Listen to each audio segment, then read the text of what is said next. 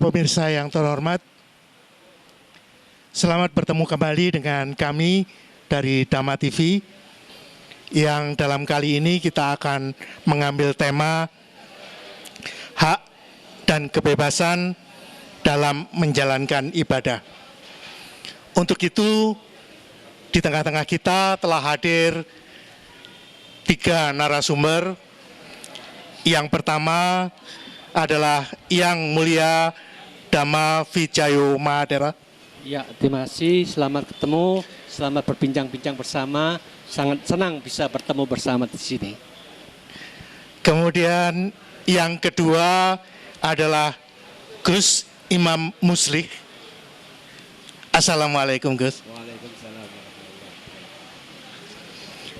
Kemudian narasumber yang ketiga adalah budayawan kita Kang Cokro Wibowo. Rahayu Kang. Rahayu. Assalamualaikum. Waalaikumsalam.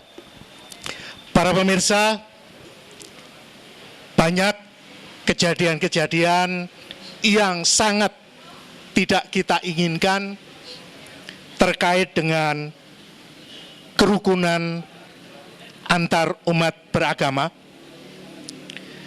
Sehingga pada kali ini kita akan mencoba mengupas kira-kira mengapa hal itu bisa terjadi, terutama terkait dengan hingar-bingar dan hiruk-pikuk pelaksanaan pilkada pada kali ini. Untuk itu, kita mari dengarkan kira-kira latar belakang apa, permasalahan apa yang menyebabkan antar umat beragama bisa terjadi permasalahan, bisa terjadi konflik, bahkan bisa muncul beberapa kekerasan, tetapi untungnya tidak di Malang, gitu ya. Tetapi ini perlu kita kupas. Saya persilahkan Yang Mulia Dhamma Vijayo Mahadera untuk mengulasnya. Ya, terima kasih. Memang kalau kita lihat dari berita-berita itu terjadi di sini, terjadi di sana, sesungguhnya kalau diperhatikan itu hanya satu gelintir, tetapi beritanya itu menyebar seolah-olah ratusan juta yang tahu. Jadi sesungguhnya kita katakan itu masalah kecil sekali, tetapi kita harus mengatakan apapun juga di dunia ini tergantung pola berpikir. Kalau kita itu anggap itu besar, akan jadi besar. Tetapi kalau itu beritanya hanya satu gelintir orang dari satu tempat, 2 tempat, 3 tempat berpindah-pindah tempatnya itu memang ada satu trik untuk mengacaukan suasana. Tetapi supaya suasana ini tidak tersebar demikian rupa, alangkah indahnya media-media yang masalah begitu tidak usah disebarkan supaya kok adem ayem Indonesia. Maka dengan demikian inilah yang dipentingkan kita ini bagaikan manusia ini adalah komputer yang punya program dalam pikiran kita. Apapun yang kita lihat, apapun yang kita dengar dari berita-berita itu adalah kita berusaha untuk memasukkan program itu. Kalau programnya itu tidak bermanfaat, kita sepandai-pandai stop. Jangan dilihat, jangan didengarkan, jangan mengotorin batin dan pikiran kita. Disinilah letaknya supaya kita merasakan bahwa yang terpenting kita menciptakan program pola berpikir di dalam diri kita masing-masing yang pandai memilah-milah, yang tidak ada gunanya ya jangan dimasukkan, dibesar-besarkan, tetapi yang berguna, yang bermanfaat, membuat kita damai, membuat kita bahagia. Itulah yang perlu kita bangkitkan bersama sehingga harapan kita seluruh Indonesia bahkan dunia, alam semestanya semuanya selalu bahagia. Itulah yang kita harapkan. Iya.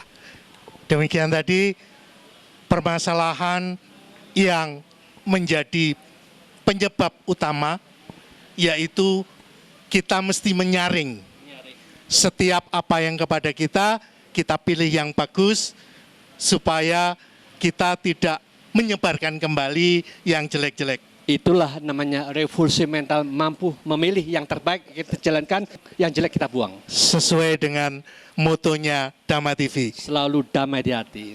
Damai damai di bumi. Damai di hati, damai di bumi. Terima kasih Yang Mulia. Berikutnya mari kita dengarkan dari Gus Imam Muslih. Beliau ini adalah Sekjen Forum Komunikasi Antar Umat Beragama di Malang Raya. Sehingga Malang relatif lebih adem ayem dan mungkin itu bisa kita jaga berikutnya. Dan kita coba dengarkan beberapa hal terkait apa yang sudah dilakukan sehingga Malang menjadi kota damai. Gus Muslih, saya persilakan. Oke, terima kasih. Mas Dedi, gak pakai Gus, Mas Dedi. Pemirsa, 17-18 tahun yang lalu, sesaat Gus Dur mengumpulkan beberapa tokoh agama di Ciganjur waktu itu, dan saya masih anak-anak karena masih aktivis, ada di sana dan mencoba terilhami dari apa yang Gus Dur sampaikan.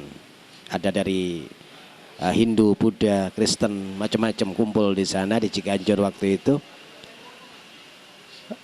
Beliau almarhum mengatakan seandainya pola-pola semacam ini bisa dikembangkan sampai ke daerah, insya Allah ini bisa nyaman kita bernegara ini. Dari sana muncullah FKA UB waktu itu, termasuk dengan Bante juga kita bangun. Esensinya kalau saya yang Muslim ada bahasa lakum dinukum waliyadin. Ya sudah, saya dengan Bante sebagai manusia akan tetap bersama-sama.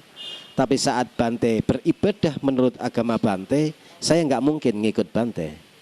Tapi saya sholat. Begitu juga saat sholat, Bante tidak mungkin ikut saya sholat. Biarkan saya yang sholat.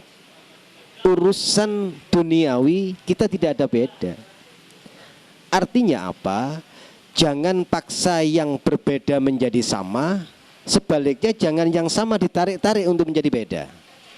Ini esensi dari yang disebut lakum dinukum waliyadin itu. Nah, kembali yang seperti Pak Dedi sampaikan, kota ini sejak ratusan tahun yang lalu menjadi kota berkerumunnya lintas agama, lintas keyakinan, lintas suku, lintas etnis. Sehingga dalam sejarah kita bisa melihat apa yang disebut Bhinneka Tunggal Ika, Tanhana Dharma Mangwa, termasuk bendera merah putih berangkat dari tanah ini, dari Malang ini, sampai menjadi nasional. Makanya di kota ini yang beragam, yang berbeda itu menjadi biasa. Karena sejak dulu memang sudah biasa. Makanya saya sepakat dengan Bante. Ada kelompok kecil baik yang di Muslim, yang di Hindu, yang di Buddha, yang di Kristen dan lain sebagainya. Kecil-kecil saja karena mereka itu memainkan media sehingga seolah-olah menjadi besar. Dan esensi dari problem itu sebenarnya bukan masalah agama. Di mana-mana negara di India perang seolah-olah itu Muslim dengan non-Muslim. Tidak, itu kan rebutan pagar ya Bante ya. Di Arab juga begitu, rebutan minyak seolah-olah itu urusan agama. Sehingga persoalan duniawi yang dibungkus seolah menjadi pertikaian agama lah yang sekarang ini lagi mengemuka. Nah, menjadi repot ketika ini diupload besar-besaran oleh kelompok yang sengaja ingin membuat kekacauan untuk kepentingan dunia. Karena memang saat ini ada profesi baru Pak Dedi, Bante. Profesi baru itu ar-rizqu minal ghadab namanya. Dia dapat duit ketika ada kekacauan. Bahkan dia dapat order kekacauan untuk mendapatkan duit. Nah, orang-orang semacam ini muncul di kala-kala kondisi saat ini. Itu yang ingin saya sampaikan. Makanya 17 tahun yang lalu saya diutus oleh Pak almarhum Yai Hashim Muzadi untuk membentuk apa yang disebut FKA UB waktu itu. Kita berkolaborasi walaupun tantangan dari banyak kalangan muncul. Apa manfaatnya dan lain sebagainya. Bahkan saya di Wihara Dharma Mitra waktu itu kalau rapat pas sore disiapkan sajadah untuk sholat. Dan saya tanya pada kiai saya, apakah saya sholat di wihara? Boleh, boleh selama aturan main sholatnya juga dilakukan. Saya wudhu, saya menghadap kiblat dan lain sebagainya. Ini berjalan dan alhamdulillah pemerintah akhirnya memahami ini penting, diambil alih, diakuisisi yang akhirnya oleh Kementerian Agama disebut sekarang itu FKUB tanpa A. Dan seluruh Indonesia sudah ada. Itu berawal dari Kota Malang. Sekali lagi kita patut berbangga, dari Malang inilah akhirnya muncul, walaupun tidak spektakuler apa yang Bhinneka Tunggal Ika, Empu Kanwa, Empu Tantular dan lain sebagainya, tapi FKUB, kemudian ICMI dan banyak lembaga-lembaga yang menjadi nasional berangkat dari Kota Malang. Makanya saya meyakini apapun kondisinya, pilkada apapun kondisinya, kita akan tetap satu, bahwa masyarakat Malang tetap satu jiwa dengan Aremanya. Berbeda itu biasa. Karena saya dengan Pak Dedi, menggantengnya Pak Dedi, jeleknya saya itu biasa. Tapi urusan kemaslahatan bersama, saya dengan Bante akan satu jalan, satu jiwa, satu tujuan. Urusan agama itu urusan masing-masing. Saya kira itu Pak Dedi. Iya, terima kasih. Kata kuncinya sekarang mulai banyak orang yang suka memancing di air keruh. Sebenarnya airnya tidak keruh, malah justru dibuat keruh. Nah, berikutnya para pemirsa, kita coba dengarkan pendapat dari budayawan kita, Kang Cokro Wibowo, bagaimana sebenarnya dari sisi budaya agar masyarakat bisa bersikap dengan benar dan tidak terbawa menjadi keruh. Monggo, Mas Kang Cokro. Sebelumnya terima kasih. Assalamualaikum warahmatullahi wabarakatuh. Waalaikumsalam. Salam taklim rahayu. Kalau kita mau belajar tentang sejarah peradaban mulai Singosari, Kanjuruhan sampai Mojopahit, saya rasa kejadian-kejadian yang tidak mengenakkan di antara keharmonisan antar umat beragama tidak perlu terjadi. Kenapa? Coba kita bedah satu persatu. Dimulai dari Kemaharajaan Majapahit dahulu. Pada saat Majapahit berada pada puncak penguasaan Nusantara, semua agama diayomi dengan derajat yang sama. Buktinya kaum Buddha dipimpin oleh Dharma Dyaksa Ring Kasogatan. Kaum Hindu dipimpin oleh Dharma Dyaksa Ring Kasaiwan. Kelompok penghayat kepercayaan, kelompok agama lokal, kelompok padepokan dipimpin oleh Dharma Dyaksa Ring Karesian.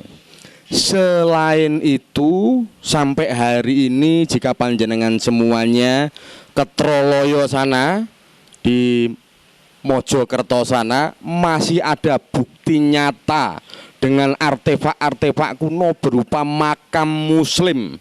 Ada ratusan makam batu nisan muslim yang itu dipastikan berasal dari masa kejayaan Majapahit. Artinya sudah ada kampung muslim di tengah-tengah ibu kota Majapahit, dan sampai hari ini makamnya masih utuh. Artinya meskipun pada waktu itu muslim masih minoritas, tidak dihancurkan oleh penganut Buddha maupun penganut Hindu. Buktinya sampai sekarang masih ada. Yang kedua, jika kita tarik ke daerah kita Malang ini, kita awali dari Kerajaan Kanjuruhan. Dalam Prasasti Ndinoyo 1 maupun Prasasti Ndinoyo 2 dijelaskan dengan detail terkait adanya sistem pendidikan Mandala, adanya pasraman yang dipimpin oleh seorang Dahyang Guru.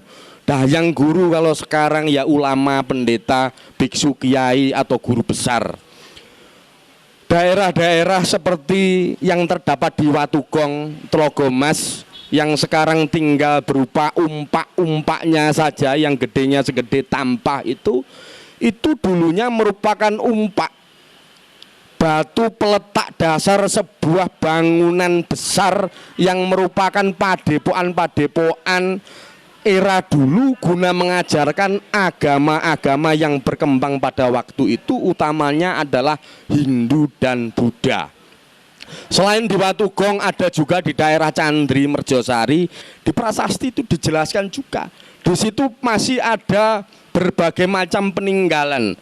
Yang itu jika dikaitkan dengan berita yang ada di prasasti, di situ juga merupakan sebuah pasraman, sebuah sistem mandala. Apa itu mandala? Mandala adalah sistem pendidikan asli Nusantara yang kemudian diadopsi setelah Islam masuk menjadi nama pondok pesantren. Jadi pasraman atau asrama ini adalah tempat tinggalnya cantrik. Cantrik kemudian berelaborasi, bermetamorfosis menjadi santri. Pasraman ini menjadi pondok pemondokan. Pondok pecantrikan menjadi pondok pesantrian atau pondok pesantren.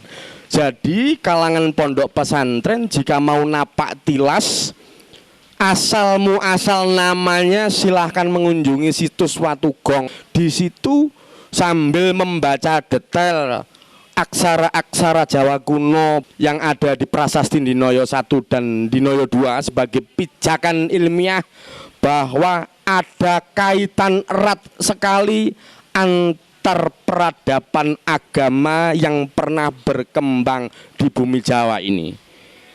Mulai dari Hindu, Buddha, Islam dan seterusnya menggunakan sistem pendidikan yang sama, yaitu sistem pendidikan mandala. Termasuk seperti Nahdlatul Ulama, hari ini ada 16.000 pesantren se-Indonesia juga menggunakan sistem pendidikan mandala yang kurikulumnya saja dirubah menjadi kurikulum pendidikan Islam berbasis kearifan lokal. Seperti itu. Kalau kita mengetahui bahwa ternyata juga pada candi-candi kuno di daerah Malang ini, contohnya ada di Candi Jago. Di Candi Jago ini ada 6 jenis cerita yang menggambarkan berbagai aliran agama sekaligus. Contohnya adalah Partayatnya dan Krishnayatnya yang merupakan dari ajaran agama Hindu, serta Kunjarakarna yang merupakan ajaran dari agama Buddha. Ada juga di situ relief-relief tentang Tantri Kamandaka, relief-relief tentang cerita-cerita satwa hewan yang mendidik masyarakat, dan ini merupakan simbol daripada ajaran asli Jawa yang saat ini berkembang menjadi komunitas-komunitas paguyuban tersebut masih terdokumentasikan secara apik, menarik di Candi Jago. Jadi Candi Jago ini sebuah candi yang bisa mengakomodasi berbagai macam aliran kepercayaan maupun agama. Kalau kita bisa melihat lagi, di dekatnya Candi Jago ada Candi Kidal misalnya. Di dalam Candi Kidal ada Linggayoni yang merupakan perwujudan daripada lambang agama Hindu beraliran Siwa. Sedangkan di luarnya, di dinding candi itu terpahatkan motif relief Garudea, sebuah cerita kuno dari kitab Adiparwa Mahabharata yang merupakan simbolisme dari ajaran sekte Waisnawa. Bisa menyatu. Kalau ke atasnya lagi tidak berupa ratna maupun stupa atapnya, makanya ini merupakan proses penyatuan atau proses akulturasi. Kalau generasi muda saat ini mengetahui beragam pengetahuan kuno bahwa leluhur kita sejak abad ke-7 Kota Malang maupun Malang Raya, Kabupaten Malang dan Batu ini sudah sangat menghargai kerukunan antar umat beragama yang dibuktikan dengan adanya relief dari beragam kepercayaan yang terpahat terukir dalam sebuah candi itu tadi. Kemudian abad berikutnya 12 kejayaan Singosari, bagaimana yang Prabu Kertanegara yang sekarang diabadikan oleh Pak Indra sebagai rumah makannya ini merupakan seorang yang ahli agama yang beraliran Tantrayana. Bahkan dalam banyak kisah dijelaskan beliau meninggal ketika melakukan upacara puja semedi. Artinya proses menuju tatanan yang lebih tinggi, proses pencarian jati diri, proses untuk melakukan komunikasi secara pribadi dengan Tuhan Yang Maha Esa itu sudah dijalankan sejak dulu kala, dan itu terjadi proses saling hormat menghormati antar orang satu dengan orang lain. Itu namanya rukun tonggo jiwa. Proses hormat menghormati antara jiwa satu dengan jiwa yang lain, itu namanya adalah konsepsi rukun tonggo wismo. Dan proses hormat menghormati antara sekian komunitas kebangsaan atau nagari kepada nagari yang lainnya. Misalnya dari Jenggala ke Panjalu, itu namanya konsepsi rukun tonggo negoro. Kalau kita bisa menjalankan ketiga konsepsi tersebut, insya Allah yang namanya keharmonisan dalam menjalankan proses ibadah menembah kepada Tuhan Yang Maha Esa ini akan berjalan lancar, terkendali dan tanpa hambatan. Mekaten Pak Dedi. Matur nuwun. Kang Cokro. Panjang tapi padat Kang yo. Padat.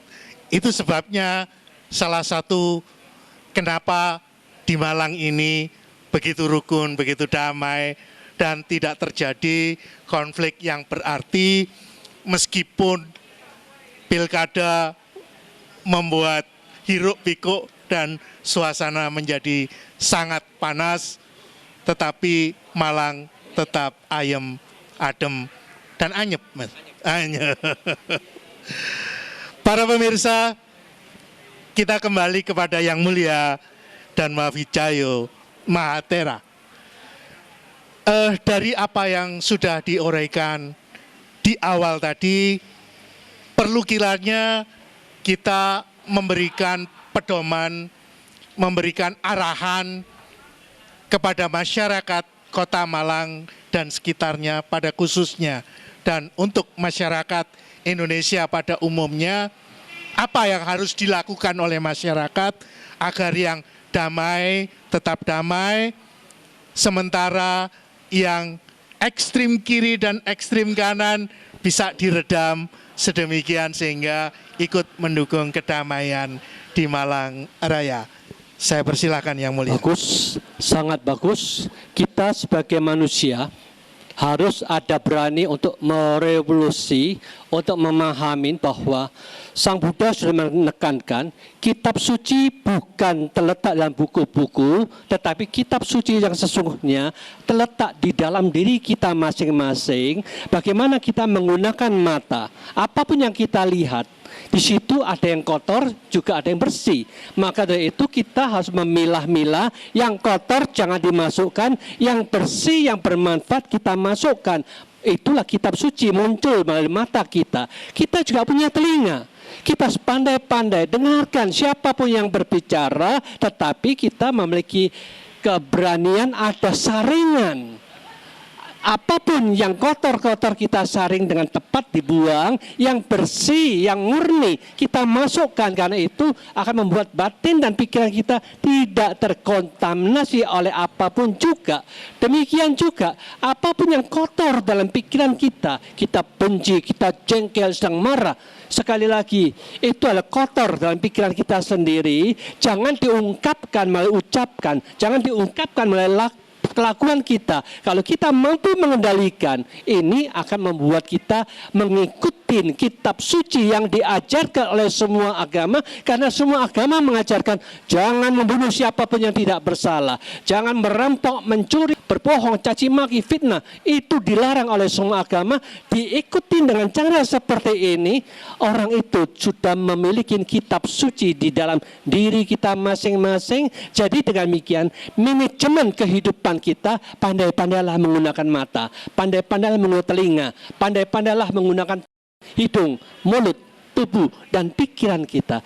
Maka yang terpenting, bagaimana kita memanage kehidupan ini dengan tepat dan benar. Pikiran juga ada positif, juga ada negatif. Mulai sekarang kita bertekad, berjuang bersama-sama, arahkan ke arah positif terus-menerus. Itu perlu kesabaran, itu perlu perjuangan, itu terus-menerus. Akhirnya kita akan condong, energi positif kita bangkitkan, itu akan sumber kebahagiaan bagi kita sendiri, kebahagiaan bagi lingkungan kita semua, kebahagiaan dan kehebatan bagi sumber daya manusia yang muncul di seluruh Indonesia. Sehingga itulah yang sesungguhnya tujuan dari semua agama, menciptakan kedamaian ke dalam diri kita, kepandaian dalam mengolah pikiran kita, kepandaian memanage kehidupan kita, kepandaian dalam mengendalikan semua keenam indera kita dengan sebaik-baiknya. Itu akan menjadi kitab suci yang universal yang dimiliki kita bersama. Kita setuju, kita oke, itu kita jalankan bersama. Damai di hati akan muncul di alam jagat raya ini. Damai di hati, damai di bumi. Barangkali itu yang disampaikan oleh Yang Mulia Dhamma Vijayo Mahathera. Kitab suci harus kita terapkan pada diri kita. Kita harus pandai-pandai memanajemen kehidupan, Ya, mengontrol mata, telinga, hidung, mulut, tubuh dan pikiran. tubuh dan pikiran. Semoga bila masyarakat semua bisa menerapkan itu, damailah di Malang. Berikutnya Gus Imam Muslih, Sam Imam Muslih ya. Barangkali perlu juga menyampaikan apa yang harus dilakukan oleh masyarakat Kota Malang dan sekitarnya, sehingga apa yang sudah damai bisa terjaga damai, dan tukang memancing di air keruh tidak lagi beroperasi atau tidak lagi bisa mempengaruhi kedamaian Kota Malang. Saya persilakan Sam Imam Muslih. Pemirsa, ketika kita berkomunikasi dengan masyarakat saat ini, saya yakin dan seyakin-yakinnya, apalagi anak muda, berkomunikasi dengan memakai gadget. Dan itu macam-macam yang masuk. Seusia saya, mulai barang yang paling jelek sampai yang paling baik juga ada. Nah, bagi yang muslim, tipnya cuma satu. Ketika kita mendapatkan informasi apapun, coba bertanyalah pada hati. Bertanya pada hati. Hati kan nggak bisa ini mau ya, nggak bisa berbohong. Informasi gambar-gambar, kalau diedit selama itu bukan video, bisa saja itu editing oleh seseorang yang sengaja ingin membuat kesusahan atau kerusuhan untuk kepentingan tertentu. Nah, apalagi kalau sudah informasi bentuk tulisan. Ini siapapun bisa, anak TK pun bisa nulis.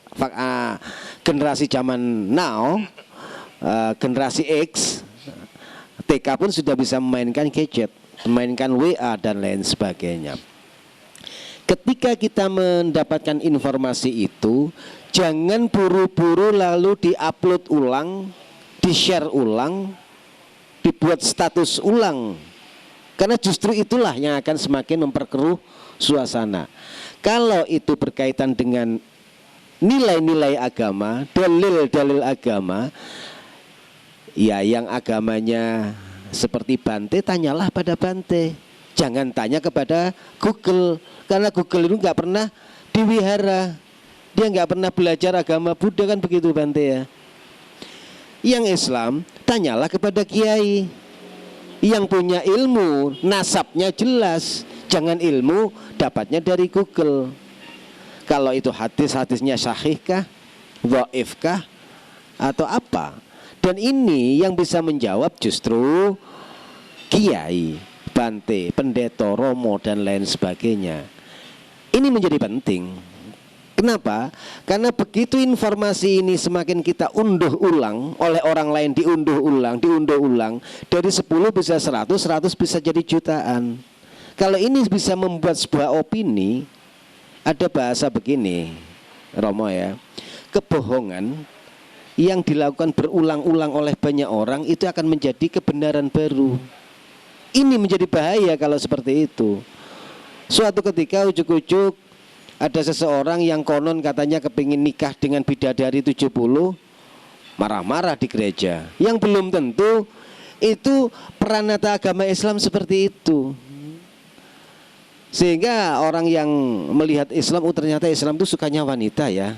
Terus bagaimana wanita di surga ketemu siapa kalau nggak ketemu bidadari? Kan jadi aneh gitu ya. Sehingga hal-hal yang memang dinilai akal saja nggak masuk kok. Kenapa harus dipaksa-paksakan? Dan seperti yang Romo tadi sampaikan, kelompok-kelompok kecil ini justru begitu kuatnya, begitu solidnya, sehingga mereka bisa seolah-olah menentukan opini publik. Disinilah pentingnya Romo, pendeta, kiai, dan lain sebagainya. Di Nahdlatul Ulama sekarang sudah ada pemahaman, sehingga NU sendiri juga ada website. Jika ada pertanyaan-pertanyaan terkait dengan akidah tentang agama, silakan buka NU online. Di situ akan ada informasi-informasi tentang agama itu. Begitu juga jika adik-adik dari mahasiswa yang kebetulan kuliah di Malang kepingin mondok, di NU itu ada pondok-pondok yang boleh saya katakan 100 bahkan 1000% NKRI. Tidak akan pernah mengatakan yang Hindu harus dibunuh, yang Kristen harus dimusuhi, tidak. Jadi kekhasan pondok NU itu begitu. Orangnya sarungan, kemudian pakai kopiah begitu ya. Kalau ketemu siapapun, khususnya yang lebih tua, itu pakai cium tangan, semacam itu. Nilai-nilai itu yang tadi Bang Cokro sampaikan tetap dikembangkan di pondok-pondok itu. Disitulah basic Islam yang NU dibentuk, watak itu dibentuk. Sekali lagi, mudah-mudahan dari pertanyaan Pak Dedi, kira-kira apa yang bisa dilakukan, itulah yang dilakukan. Kalau melalui media massa, cari sumber yang terpercaya. Jangan begitu saja di-share. Kalau ada pertanyaan tentang agama, tanyalah kepada ahlinya. Jangan kepada saya misalnya yang nggak ngerti Buddha, ditanya tentang Buddha, ya mesti salah. Apalagi referensinya hanya referensi Google, yang kita tidak tahu nasab ilmu itu dari mana. Kalau di NU itu nasab ilmunya begini Romo. Jadi Rasulullah punya anak begitu ya, punya sahabat, dari sahabat itu netes tabiin dan terusnya sampai ulama, sampai zaman sekarang. Ini runut ilmunya ada. Kalau di Google siapa runutnya? Runutnya ya HP. Kita nggak tahu referensi Google dari mana. Bisa sangat mungkin yang membuat tulisan itu sengaja membuat tulisan yang memang sengaja disalahkan, sehingga kita jadi salah paham. Jadi antara salah paham dengan paham yang salah jadi tidak bisa dibedakan. Saya kira itu Pak Dedi. Terima kasih Gus Mesli. Jadi kuncinya para pemirsa adalah bertanyalah pada ahlinya.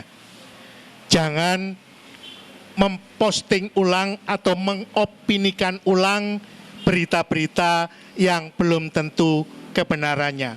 Oleh karena itu, bagi yang Muslim, rajinlah ke masjid. Yang Buddha, rajinlah ke vihara. Yang Kristen, rajinlah ke gereja. Sedemikian sehingga Anda akan mendapatkan informasi-informasi yang benar, dan Anda bisa memilah informasi mana yang harus dipublikasikan ulang dan mana yang cukup disimpan kalau perlu dihapus. Begitu ya Gus ya. Berikutnya Kang Cokro, apa yang harus dilakukan oleh masyarakat agar hak dan kebebasan dalam menjalankan ibadah ini benar-benar terjamin dan kerukunan umat beragama dan antar umat beragama bisa benar-benar terjaga di Malang Raya maupun di Indonesia pada umumnya. Saya persilahkan, Kang. Matur nuwun. Yang pertama kali kita tanamkan kepada generasi kita adalah jangan lupakan sejarah peradaban persatuan nasional kita. Mulai era Singasari kita sudah menjadi sebuah negara nasional. Majapahit kita juga menjadi negara nasional. Zaman Sriwijaya kita juga menjadi negara nasional. Saat ini NKRI kita juga negara nasional. Putaran sejarah itu berulang. Jadi kita ini sudah sangat kaya akan pengalaman bangsa kita ini dalam mengatasi gejolak-gejolak semacam itu. Yang kedua adalah kita harus bisa memposisikan bahwa mereka ini adalah orang-orang yang perlu kita sadarkan. Jangan dimusuhi juga, karena laten militansi proses pengkaderan sistem sel mentoringnya saya tahu persis bagaimana beranak pinak, bagaimana ngeremboko seperti sel kanker yang sangat parah. Ini harus diajak ngobrol, dikawani dan disadarkan. Saya yakin mereka adalah warga bangsa yang juga sedikit salah asuh, sedikit salah pergaulan, sedikit salah berteman. Ini dampak dari masuknya virus individualisme yang mengkotak-kotakkan anak bangsa, yang membuat orang cenderung gagap dengan lingkungan sosial, tetapi cukup bangga dengan lingkungan dunia maya. Di dunia maya, seperti tadi dijelaskan oleh narasumber sebelumnya, ada banyak hal yang tidak jelas sumbernya. Di dunia maya ada banyak hal yang hanya sekedar copy paste.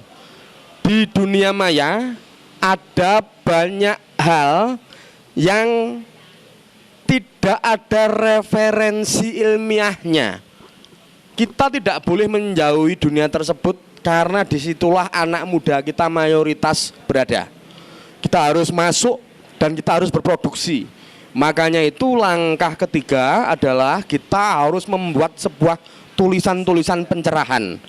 Kita harus membuat ulasan-ulasan pencerahan, ceramah-ceramah, orasi-orasi pencerahan semacam ini yang bisa menyadarkan generasi muda kita agar tidak terjerumus pada penyesatan-penyesatan informasi yang sengaja ditebar oleh segenap kelompok yang ujung-ujungnya misalnya hanya untuk bermain pilkada misalnya, yang ujung-ujungnya hanya untuk bermain pilpres misalnya, yang ujung-ujungnya hanya untuk bermain ingin memecah belah Republik Indonesia yang didirikan dengan jutaan nyawa melayang ini misalnya, yang ujung-ujungnya hanya ingin membenturkan kampung satu dengan kampung lainnya, yang ujung-ujungnya ingin membenturkan orang tua dengan anaknya misalnya.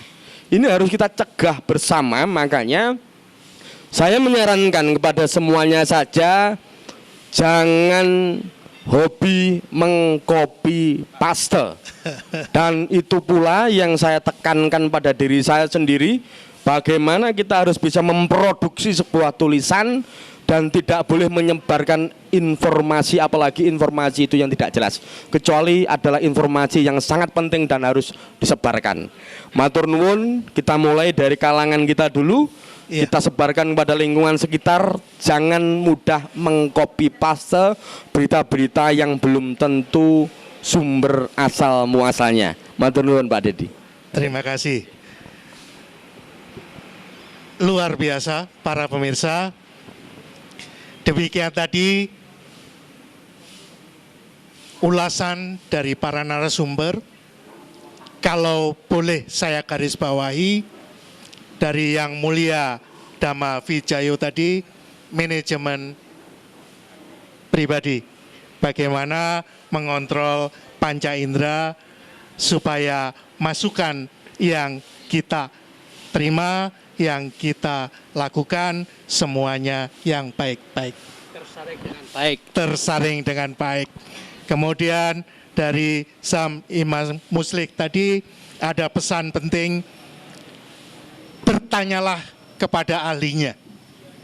Jangan mengambil sembarang informasi, tetapi harus benar-benar sesuai dengan agama dan kepercayaannya masing-masing. Kemudian dari Kang Cokro yang terakhir tadi yang perlu saya garis bawahi, racun individualisme. Kemudian jangan mudah mengcopy paste informasi yang belum dapat dipertanggungjawabkan.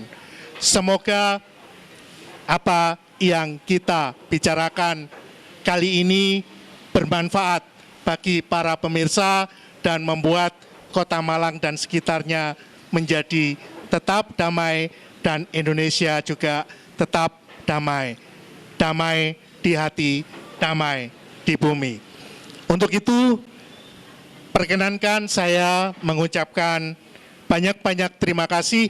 Yang pertama kepada pemilik beserta seluruh karyawan Rumah Makan Kertanegara. Yang kedua juga terima kasih kepada grup komunitas Malang Peduli Demokrasi. Kemudian terima kasih yang sebesar-besarnya juga kepada ketiga narasumber dan semua pihak yang terlibat membantu terselenggaranya program acara ini. Demikian para pemirsa, terima kasih atas perhatiannya. Sampai bertemu kembali pada acara yang akan datang. Damai di hati, damai di bumi. Assalamualaikum warahmatullahi wabarakatuh.